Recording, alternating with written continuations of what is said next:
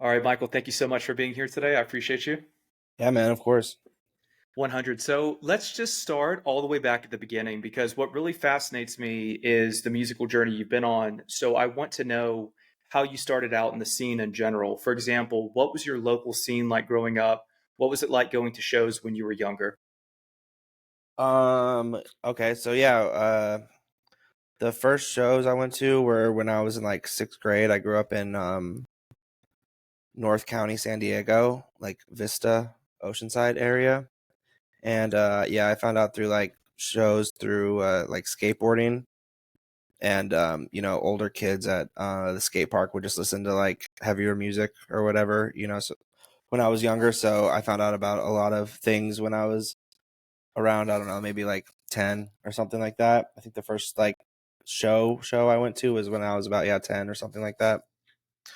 And then which was like pop punk, and then I heard metal and stuff, all that stuff. But yeah, I started playing guitar around then, and then I moved to New Mexico, Taos, New Mexico when I was like 11 and or 12, yeah, 11, 12, something like that. And that place is really, really small. There's like 5,000 people there. So there is no scene really like that. It's Yeah. like in the Rocky Mountains, like close to Colorado.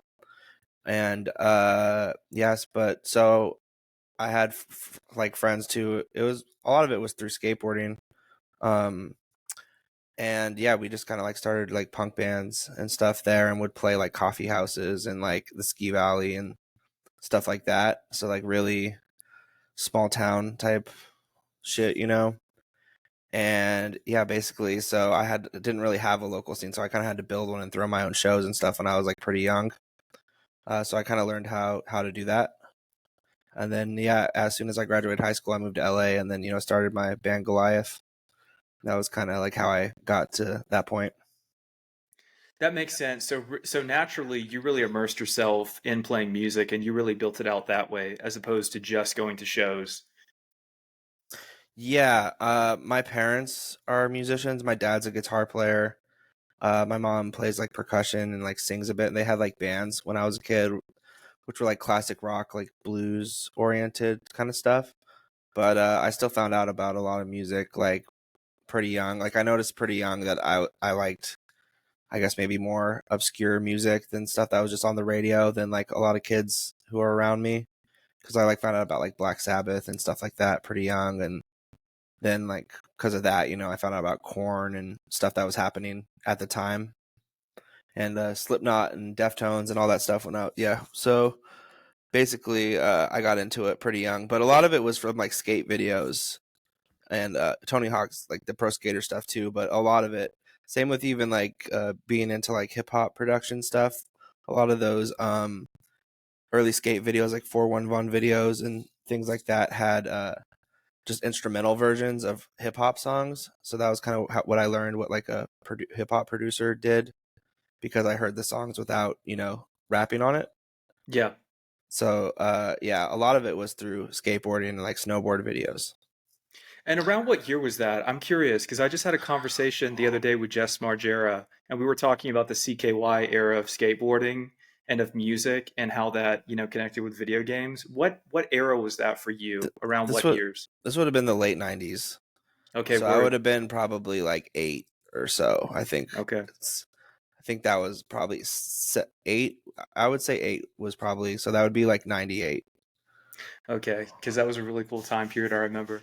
So that kind of brings me to a previous point where you were discussing Goliath. Tell me about what it was like during those years and your transition to Winds of Plague.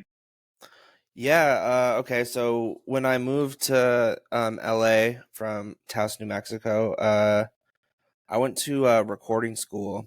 Just but really I wanted to like move to LA to start a deathcore band, honestly. And I had found out about metalcore and all that stuff via there was like I found out about the local scene or in San Diego, like North County, San Diego, which is where Blink-182 is from, and where As I Lay Dying is from, and stuff like that. So Sure. there was like I found out that these bands were like that the older kids, who skated, which were like some metalhead kids and like some punk kids and stuff like that, that the stuff they would play on the jukebox, I was like, oh, some of these bands are from here. So I thought that was really cool. Um, so anyways, like, yeah, when I moved back to LA, after having like a deathcore band and stuff in Taos, and when I was in high school, that we used to play shows in Albuquerque and, travel to do that. I wanted to start a deathcore band out here, and I met the singer of the band, Corey. We were gonna do a tour with his old band, called Consider Her Dead, and my old band, from New Mexico. We were supposed to do a tour together, and it didn't happen because we were just like high school kids trying to book like a tour, just didn't know what we were doing. Sure. But yeah, so once like Goliath had started, they told me they needed like a guitar player for it. So I just kind of joined the band, and then we recorded an EP, and it was kind of the first time I ever made music that like people legitimately liked. More like, I think some people liked my deathcore stuff from New Mexico, but it was like a smaller scene. But this was like, we were getting to like, we kind of rose to like being one of the more popular local bands like pretty quickly, to where we were getting to open all like the bigger metalcore and deathcore shows in the SoCal area, like the LA, the IE, Orange County, playing Chain Reaction and a bunch of places. I'd really only seen in like videos and like like documentary and live performance videos. Same. Right. So it was it was pretty cool that we kind of just developed a reputation pretty early, I guess. And then we started booking like our own tours, and like I really kind of got in like the weeds on doing all that stuff yourself. So once the opportunity happened to like join Winds of Plague, which was like, I even got in that position because I used to work at or a studio with the old bass player Andrew. So I knew Johnny and all them from playing shows with them in Goliath, and like I was a fan of the band, before I joined it. Like I was like a big fan of theirs, and uh I think it was just like convenient for me to join because I knew how to like record, and I knew how to do stuff like that. So I was able to play the songs, and they had seen me play, and Goliath had gotten big enough at that point to where I had like some like legitimate experience. Like where Goliath kind of stopped was where we were starting to like open bigger tours. Like, but like at that point in the band, we were just all kind of exhausted of it because it was just so much work to do DIY stuff on your own.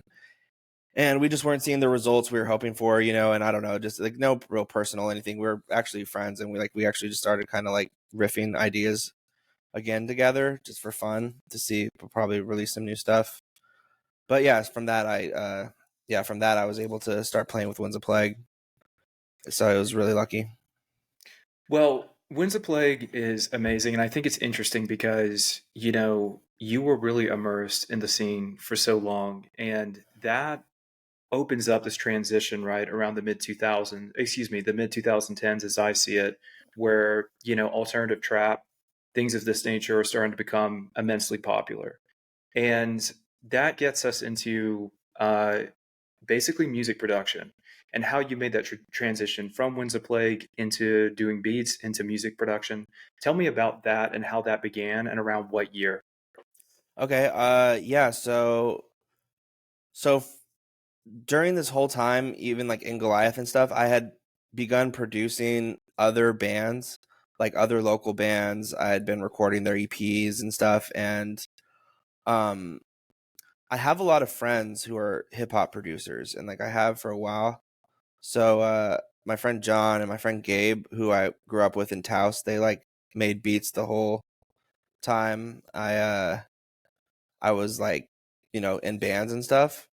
So I just would play guitar on their beats, and because I already knew how to record and stuff, I like pretty quickly like figured out how to I'd be like, I could do this too in my own like kind of style. So that was probably, I think the first time I started making beats was probably around 2012 or so. Like, and hip hop just was getting like darker and darker and like more alternative, so I've always been into it. Um, but I was into it in a more way like how I was into metal, where like I just like dark music. So stuff like Odd Future and like ASAP Mob and Raider Clan and that sort of scene kind of appealed to me because it was like I liked 3 6 Mafia a lot in high school, Mm, and that was kind of the rap I actually like did respond to the most. Um, so yeah, that stuff was kind of the kind of beats I was going for, you know.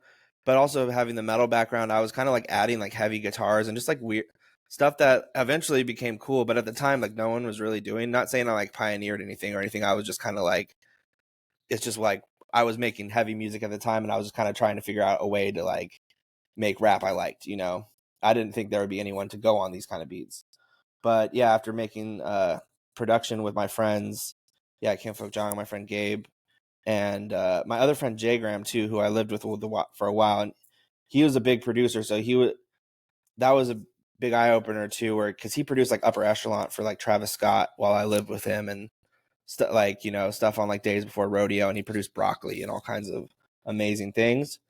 Where I kind of realized, okay, like I could do this too. So luckily, as I was producing like the early alternative, I'll just call it the alternative rap scene, you know, which is like the trap metal emo rap kind of vibe started happening. So I was able to produce for artists like Omen 13, Bones, you know, Eddie Baker, um, Jay Green, like, you know, some of the Schema Posse people, like that sort of scene. And that scene was just a lot of kids who were into like metal, punk, and like scene kids basically for making rap sure. music. So I was able to kind of get in on the ground floor of that wave uh early, and then a lot of those artists ended up getting popular, so I just was kind of able to ride the wave of it, you know. No, that's very sensible. It was interesting because even going back to the 2000s, I remember when Amura came on the scene, I would say around 2006, 2007. It was very interesting because like for deathcore, I could totally see that being the continuation of where Korn and Limp Bizkit for what they had started in the 90s. I kind of saw, I don't want to say I saw Amur carrying the torch, so to speak, but I saw how rap could have a place within the deathcore scene. But it wasn't until years later, especially when I came across your work and work of, you know, mutual friends, that I realized, wow, like this is going to be huge. But I had always wanted it personally. Yeah, totally. I've always loved both styles of music, and I love when they're blended together. And Hmm. some people don't think they should be blended together, but I just like wholeheartedly disagree with it. Yeah. I guess there is corny ways to do it, and there isn't, but there is also really tasteful ways to do it. Hmm. And yeah, no, totally agree. Like with stuff like Amir, I mean, in the late or the late 2000s, like a lot of the bands looked like rappers. You know, like like the hats, the baggy clothes, and stuff like Yep. so. I never saw an issue with that because I also loved like nowadays it's a little different where deathcore is definitely has become embraced by the greater metal community, and I think that's partially because the people who are hating on it in the late 2000s have aged out of caring about the scene. Agreed. They're like older, you know, so there isn't as much contention about it being like people would say it's not a genre of metal, and so like just crazy stuff that like makes no sense and has no like bearing in reality, you know. So and partially it was because how they looked, because at the time like Lil Wayne was really popular and just that style of clothing was popular. So deathcore, I think deathcore kids maybe aired a little bit more on the side of being like kind of normal, not really like super eccentric with like the way they dressed in the same way that like scene kids were, other than the swoopy hair. Agreed. Um, That's an but interesting observation. yeah, so like I always liked rap to like too. So like I always liked a lot of underground stuff at that time, like Atmosphere and Jedi Mind Tricks and uh you know, things like that. So I never really had an issue with the same issue that some metalheads seem to have with, and like hardcore people seem to have with rap, you know, where I think now it's interesting where the tables have kind of turned where rappers look like they would be in like metal or punk bands, when back then it was like metal or and punk bands kind of looked like they would be rappers. So the two have kind of Well, had like an interesting weave in throughout each other through history. Well, let's continue with that because when we're talking about industry changes and the way things have evolved and coalesced, in your view, how has the rap, emo, metal, trap scene evolved over the years? Yeah, I mean, I guess for me, I just feel like I kind of betted on the right horse where music comes in cycles and is a pretty actually predictable thing in what's going to be popular. So as soon as I saw like Odd Future, it kind of became clear to me that like, oh, like rap, there's going to be like a lane in this that is going to be more alternative because one, skateboarding being introduced and not just skateboarding, but like skateboard fashion being becoming a big part of hip hop was very different than like, the which came before it, which was like the G Unit sort of like really baggy stuff era. Sure. So it was kind of like a night and day thing. And then like trash talk being part of Odd Future, it's this became very like clear. And I randomly met ASAP Rocky at a Behemoth show in like 2012, 11, something like that, when only like Peso and Purple Swag was out, and I had liked those songs already and like knew who he was and was like a fan. So he was just like standing in front of me, and I was like, "Oh wow, dude! Like you're at a Behemoth show," and he was just like, "I love this European metal shit." And so like I was just okay. Like I just kind of bet on the horse that like rap is gonna get more influenced by metal, and then like the dressing then usually turns into like sonic influence, which is what ended up happening. Where with artists like Bones kind of inventing trap metal, and Yeah. then artists like Scarlxrd, who like I produced for too, kind of really like taking that one element of Bones' sound and like pushing it, evolving that, and then also Bones kind of pioneering emo rap, and then artists like Peep and stuff like that taking that side of it and pushing it, which is a more like scene kid thing. Where so as soon as like the emo thing started becoming very clear and obvious, I love that kind of music, and I have since I was a young kid. So for me, playing like emo riffs over trap beats was just like really easy and natural for me, and vice versa with like playing metalcore riffs with like trap beats over it. Like it was pretty easy, for it was something that I had been working on for a couple years before it got popular. So I already had like a back catalog of beats that sounded like that I was able to get placed, with other artists doing that. So I think, yeah, it's just, Mm. I think rappers developed, have a respect for metal and hardcore that maybe wasn't the case before, or not even just a respect, but like an influence to where I think nowadays it's more common, especially for like an alternative rapper, um, to be more sonically in line with like emo or hardcore, like pop punk or something like that, in the way they sing and the way they approach music than it is for them to sound like, Tupac or Biggie, or be like actually more influenced by rap from the early 2000s. So uh yeah, to me it was just kind of the writing was on the wall way before it became the largest form of music. And always like the rule of thumb is always like whatever is the most popular style of underground music will become the most popular form of music. And emo rap and like trap metal and all that stuff was very clearly the most popular form of underground music at the time. So it was just, I guess a lot of people in the metal scene didn't see it, but I guess I was just lucky enough to have a foot in both worlds where it was pretty clear to me. Yeah. That makes sense. Well, you were incredibly prescient. I mean, there's no denying that. You were a pioneer in merging that in a very effective way. So I guess that brings us to your collaborations because Thank you had you. mentioned, some of my favorite artists that you've worked with. Of course, you had mentioned Scarlxrd, Bones, Juice World, Machine Gun Kelly. Could you speak to some of those experiences and maybe some of like your favorite insights? Yeah, definitely. I appreciate the praise. Of course.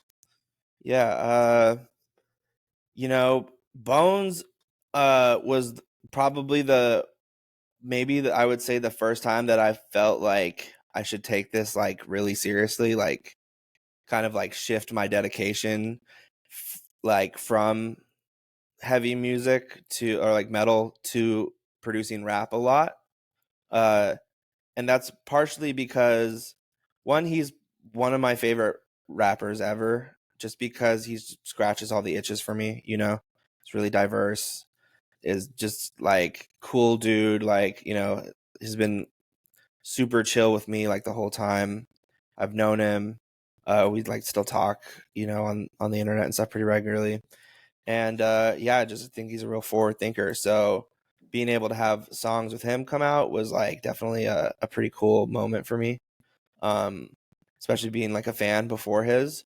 And that was kind of when I was like, this is more than just like a hobby. This is something I should double down on.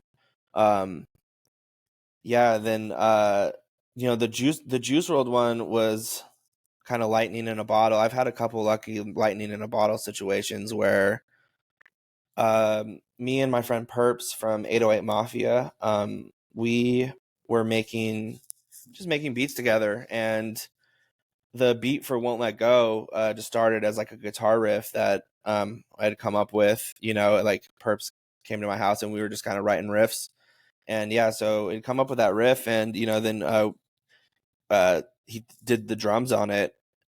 And luckily, Lord, who is Perps, is like really good friend, and kind of became my good friend, and he is Juice's engineer. So a lot of times to get to artists, the best way is through their engineer, because the engineer kind of filters what they hear. A lot of times, like a lot of times people will send beats to the engineer will play those for the artist. So Perps and him being close, luckily my beat made it to Juice's ears and he liked it and he made Won't Let Go off it. So, and then that, got on Death Race for Love, which, now it's really cool because it's like a classic album, at this point. I think I saw like recently it was like the 54th biggest album of all time, which is crazy. That's wild. Yeah, it's pretty awesome. Yeah, so then MGK, yeah, that was also like another kind of lightning in a bottle situation where I had like met him and hung out with him like a handful of times before that song was made. So we already knew each other, but I really liked like what he was doing in terms of just making a pop punk album with Travis Barker, because I love Blink-182. Travis in particular. I had known Travis a little bit before that song was made too, and gotten to work with him and like go to his house and collaborate with him at his house, and just like real bucket list kind of stuff. Where a lot of the reason I have a lot of tattoos is because like when I was 8, I saw Travis Barker and started drawing on myself because I thought he looked awesome and I wanted to look like that when I was older. Sure. So it was like it was really cool. But yeah, so I'm good friends with his drummer Rook, and I was just hanging out with Rook, and we went to their house when they all used to live together, MGK's band and him.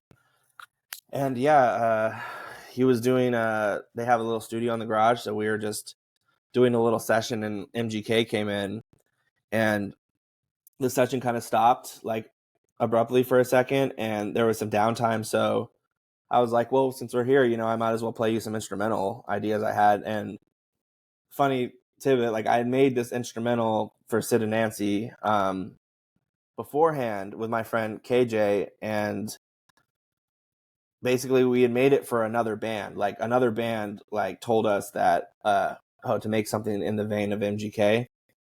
And so the opportunity came to play that for him. And I was like, yeah, sorry to the other band, but I'm going to play this for him, because it was just like the thing I had in my head where I was like, this is the best thing I could play for him right now. So I played it, and yeah, we just sat there and just wrote Sid and Nancy like right then and there, most of it at least. And then he like finished like the bridge and stuff like with Travis like a little later. But yeah, so it was just social, like a right social setting that just ended up working out. Of course. So it's very interesting to hear. I mean, I'm curious though, out of all of these projects, it's hard to pick, but which one stands out as one of your favorites, if not your favorite? I mean, the JuiceWRLD one is pretty like special, because obviously he's not here anymore. Of course. And to me, it feels like I produced on like In Utero or something like that from Nirvana. Like it feels like kind of comparable to that. And I feel like he was just like, he's like probably my favorite rapper ever. like even to call him like a rap like singer, you know, probably he's more of a singer. I mean, he walks the middle line. That's pretty great, but I just think he is just insanely prolific. Most people who are good at freestyling aren't good at songwriting, and vice versa. Where he is just kind of like a once in a generation thing who is able to do both well and at like an elite level, and that just like obviously why he has so much quality music, you know, because of that skill. And yeah, so getting to produce on an album like that is just like really you know, special, and it's not something you can expect to happen to you like all the time. And even at the time when it came out, it felt special. You know, it wasn't like it's now special because he died. It was like it had been special the whole time. So yeah, I feel really good and like confident like in that being like still really dope. Absolutely. Well, speaking to that, you had mentioned something previously, which was whatever is popular in the underground eventually rises to the mainstream, so to speak. So I say that to say, what are your predictions for the future? I mean, you were very forward thinking previously. What do you think is going to come next? Because we have seen this explosion, obviously, in what people would refer to as emo rap. It's certainly more than that. But what's coming next, in your opinion? Yeah, so I have a few theories. I think next, at least from what I'm seeing in like all the sessions I'm doing and just like what I'm hearing like in the scene. Usually, luckily living in LA, you kind of get a little bit of a pre like scope into what's to come, because a lot of times what the artists do here end up being like what kind of ripples throughout the world. And so I don't think now an artist can start making pop punk music and be like a breakout success, because MGK has already had 2 number 1 albums with it. Like all the emo rappers like shifted to making that kind of music basically because a lot of them grew up on it, you know, like a lot of that's like a lot of their like home base. So like emo rap was almost just I think a thing that was like cool that people just not even really thinking about it kind of ended up making because they were into like, you know, like melodic trap stuff and kind of referencing stuff that they grew up on. And a lot of those artists end up kind of going back to like what they grew up on, which is pop punk and emo. But since that's been around for a while now, and that wave has kind of already been going for at least like 4 or 5 years, um, it seems to me like a lot of artists are trying to pivot to also keep doing rock music, but trying to find like where to land. And I think a lot of people are landing on like Deftonesy, like shoegaze style stuff. Post punk seems to be having a big moment, like which is this is great for me. And I even see a little bit of like D&B, like drum influence stuff happening a lot in pop music, and I can see that going really further. But I definitely think that the like shoegazy Deftones vibe and like even like the new metal-y thing a little bit seems to be still having a bit of traction, and definitely like the post-punk thing, like a lot of like the Cure and like New Order sort of influences seems to be where a lot of those artists are kind of landing on. And yeah, my prediction would be like then in the next like 5 years or so, that's probably what's going to happen. I think a lot of the rage artists too, like who like play like the Playboy Cardi influence is not really going anywhere. And if anything, like if his next album is like darker, like than this one, it might, you know, it could probably intensify that. So I think industrial influence seems to be having a big uh, moment too. So I can see a lot of people going like kind of upping the Nine Inch Nail influence in the production and things like that. I think yeah, where it's kind of moving. I also see like the on the flip side of that, I also kind of see the early 2000s pop kind of making a little bit of a resurgence in terms of the production too, like more full-time drums, more like kind of fun music you can dance to, kind of like, you know, what like Tate McRae is doing with her new album. And yeah, I think even like the indie side, on like the indie side of things, it seems like the Phoebe Bridgers wave is like just like in full effect with like the Boy Genius influence and stuff.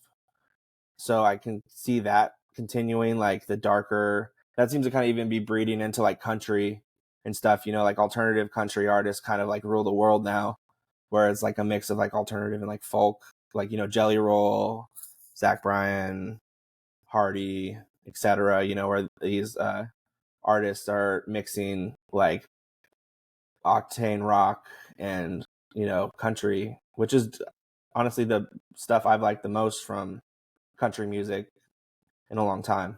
So yeah, I think it's an interesting time. Those would be my bets if it was like a betting thing on the next wave. So I've been kind of trying to like work on doing that, my own version of like those sort of sounds with depending on the artist. No, I'm pretty much loving all of that, especially shoegaze right now, of course, as you said, post-punk having a moment, but drum and bass too. I mean, I have certainly an ear for what's coming with that. These are all incredible selections. And I'm curious because you had mentioned an industrial influence, you had mentioned Nine Inch Nails, but I see your shirt. You have a Typo Negative shirt. Rest in peace, Peter Steele, of course. Oh yeah, yeah. Could you speak a little bit to them? I'm curious. Yeah, I love Typo Negative. I mean, I definitely, I found out about them from just seeing their merch and Hot Topic and on like Yeah. Headbangers Ball and stuff. And I just feel like Peter Steele was, if Dracula was a singer, it's Peter Steele. Like the way he rolls his R's and stuff. And yeah, just some of my favorite ballads ever, like songs like "Love You to Death" and even songs like "I Don't Want to Be Me." He comes from hardcore too, and it just usually a lot of times like musicians who come from hardcore, I just can like hear it, in their music. There's always just usually like an authenticity to it that kind of comes from that. Even in like EDM music and stuff, like you can always just usually tell when people know how to make a crowd like move like that. So I think him being from Carnivore and stuff, you definitely can hear that in Typo.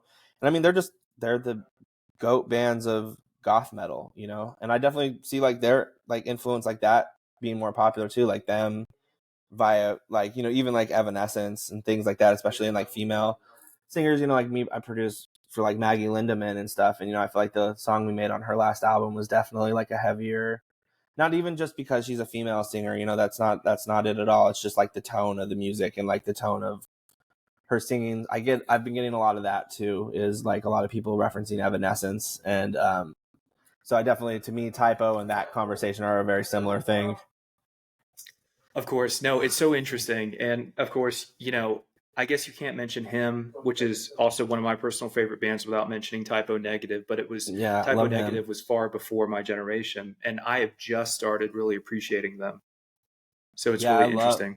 love him. I had a song come out recently that I did a remix of. This came out maybe 2 months ago, for Black Veil Brides featuring Vivi from him. And they did a Temple of Love cover, which is Sisters of Mercy. So like I did a remix of their cover of it, and it was just cool, really cool to have Vivi's vocals and to get to like write music around his vocals and stuff. It was, yeah, it was awesome. That's a dream. That's unreal. So I guess that brings us to a kind of a broader perspective on your life and your thoughts on, the industry. What have been some of the biggest challenges you faced in your career and how have you overcome them? Really just like kind of being thrown into the industry and just having to learn how like stuff like publishing, splits, how to collect money and how to like make consistent money on it is definitely like a hurdle everyone kind of goes through, and it's like a learned, lived experience. Uh, Luckily I have more of like an insight now and I kind of have like my system locked down more, but there's been a couple of times where I didn't know like, oh, I need to collect my masters and my publishing. And then, when I learned that, then I go back to like claim my publishing, and then you miss out like on like, however long the time was before you start collecting it. So definitely learning how the music business works is a growing pain a lot of people kind of go through. So that was definitely a big one. And like another thing that's been like, a bit a thing was I actually have like narcolepsy and cataplexy. So I have like a sleeping disorder that kind of I have to kind of like revolve my life around a little bit. So I still have to work as hard as anyone else, but with like a disadvantage. So that's been a little bit of a thing, but some ways, I think it kind of installed like a drive in me and just kind of like um a wanting to like prove like myself that I probably wouldn't have had without having like a crutch kind of installed upon me in like for my health or whatever, you know. So yeah, mostly that, and just from like the health thing. But other than that, you know, I've it's been smooth. Excellent. Well, how do you think in that case, speaking to technology and artificial intelligence, and the coming advancements, how do you think these advancements in music technology have impacted your work currently and the industry as a whole and will continue to impact it? Yeah, I mean, I've been using AI like a little creatively more recently, and it's been really cool getting to like I think there's ways to use it really creatively, and it's coming regardless, you know. So you might as well learn how to like work with it than to try and fight it, because that's always been a losing battle like throughout all of time. As soon as the cat's out of the bag, it's cat's out of the bag. Like you can't put it back. So there's lots of websites and stuff up now that you know, mimic artist voice that you can run a take through and, you know, have your voice sound like their voice. That seems to be like the extent of where it's at the moment. But one thing I'll do is, this is like some sauce for producers for sure, is I'll run like stuff like a guitar through like a Billie Eilish AI or something like that, and it'll come out with some really weird things where it sounds like Billie Eilish trying to like scat a guitar riff or something I wrote, you know, being like "Ooh, ba, ba, boo, da, dee," you know, like just like almost like Jonathan Davis, like Freak on a Leash thing. And like, you know, I'll like take some of those notes and just kind of blend it in with my production, and it just has come out with some cool creative results. So that's like what I've been trying to do creatively. One of the things I could see happening, which could be pretty crazy, would be I could definitely see that, being that now you can run your voice through AI simulators and it is accurate to copying someone's vocals, I could see people being like, well, Frank Ocean isn't releasing an album I wish he would release. So some singer-songwriter who's amazing at music and production could probably make a whole album that sounds like Frank Ocean. If they're insecure about their own voice or whatever, they can run their voice through the AI and put out like AI like, you know, Frank Ocean album or whatever. And maybe some fans will be like, oh, I like this more, you know. So it's pretty crazy. It's going to be unreal. Yes, I think you have a better read on it than I do, of course, but the next few years are going to be insane. Um, Outside of music, Michael, what are some sources of inspiration for you personally? Some things that you enjoy? I enjoy Lord of the Rings a lot, and the Tolkien universe. Um, I I like lifting weights. I love snowboarding. Um, I like my family. You know, like I just but mostly, honestly, mostly music. Like most everything is through music. Like my friends are all music, like musicians. When I hang out with my friends, usually we make music. Yeah, Uh, I pretty much is like a day in day out sort of thing for me, to be honest. of I, course. Make music. I'll binge watch some TV shows, and I try and like go to the gym pretty regularly just to like, you know, keep my head together. Of course. Well, it sounds amazing. And I think that brings us to our final question. In terms of future projects, in terms of what we all have to look forward to from you, could you speak a little bit to what's next? Yeah, so I announced this recently, or like we all did. So I started a new band with Shavo from System of a Down, and it's pretty stoked. We have Taylor Barber from Left to Suffer, who's the vocalist. I just did their new album that's about to come out. Um, and my other friend Alejandro Arena is the other singer and guitar player in it. Scary Pool Party, as other people might know him, who's just like inhumanly amazing musician. You know, a lot of people probably saw him. He got like second place in American Idol in 2019. So him and Taylor kind of singing back and forth.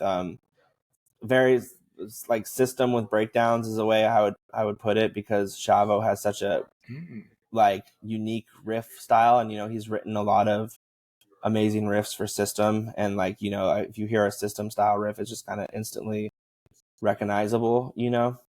uh yeah, so that's gonna be called Shav, and yeah, the album's getting mixed like right now. We're like, we just started the mixing process. We wrote like 16 songs together. Me and Shavo had been writing it for about a year and a half maybe, and yeah, so that's finally like kind of like coming together now, where we'll play some shows, you know, maybe do a little touring, some fests, just the fun stuff, you know. But I think people are gonna like the music. We like the music, so you know, I'm confident, since System hasn't been releasing new music at the moment. This is like music from someone from that band that is sounds like, doesn't, I'm not gonna say we don't sound just like System, because Taylor doesn't sound like Surge, you know, and there's more screaming. There's like there's songs that are like borderline deathcore and beat down. There are songs that are much more melodic and almost like Ariel's-esque, you know. So I think it'll scratch an itch for people like that in that situation. Yeah, and then I just have a lot of singles coming out with a bunch of various artists, you know, some bands, some rappers. I had a song with Kid Cudi come out recently that's going to be on his next album as well. So that's pretty great. You know, I love Kid Cudi. Mhm.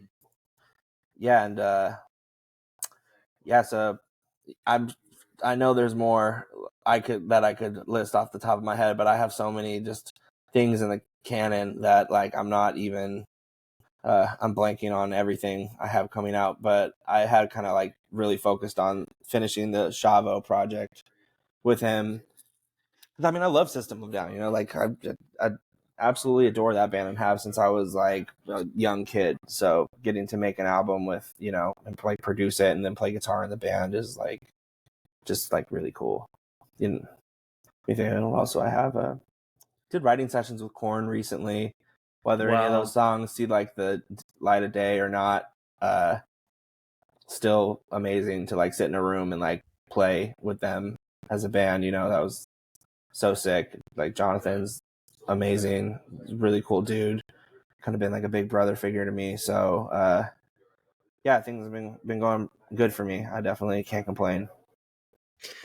Yes, well, it all sounds really exciting. Obviously, I'm a huge fan, and I speak on behalf of a lot of people when I say, I'm looking forward to it for everything that you're doing. So, thank you for taking the time today to speak with me. It's going to be an amazing, future. Dude, thank you so much. I appreciate you having me. Of course. I appreciate you so much, Michael. All right, man. I'll talk to you soon. Thanks.